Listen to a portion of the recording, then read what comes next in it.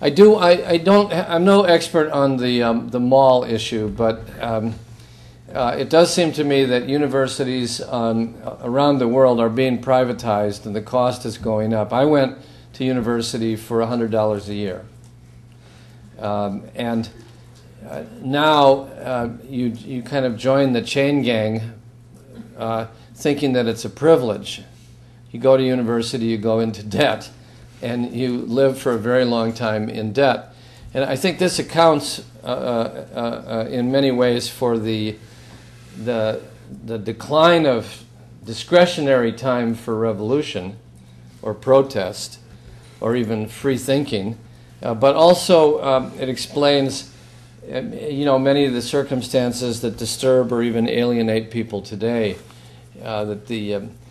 There was an article in the New York Times today, I believe, that said, my generation is aging in the faculty, and that was a good thing because we're being replaced by moderates.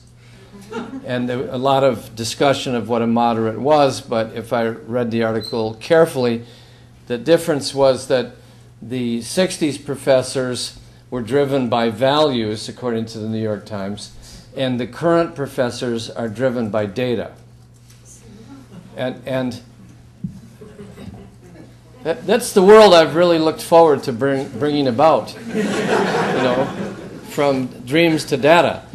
I think that working on an issue on the campus, really about the price of housing, the university as a development corporation, turning the students into little consumers, conceiving of the educational process as a market process in which little units are filled with information and sent on their way is a very sad legacy and doesn't bode well for the future of rounded, healthy, self-sufficient human beings, cultivated and educated human beings. So how do you grapple with something like that?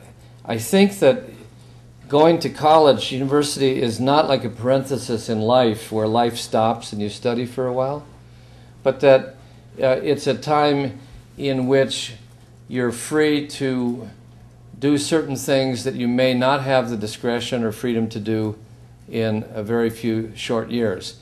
And if you think locally and deal with your own immediate consciousness as a young person, as a student, a consciousness that I appreciate but I don't come from, then everything in the seemingly small world around you will be a revelation of the larger world that is causing it. And the practice of standing up to authority, the practice of standing up to indifferent students, dealing with the kind of feeling of exclusion and cringing that you go through when you hand out leaflets to people that don't want to receive them. These are all experiences that are the best preparatory experiences, real experiences in building a democracy that you can have.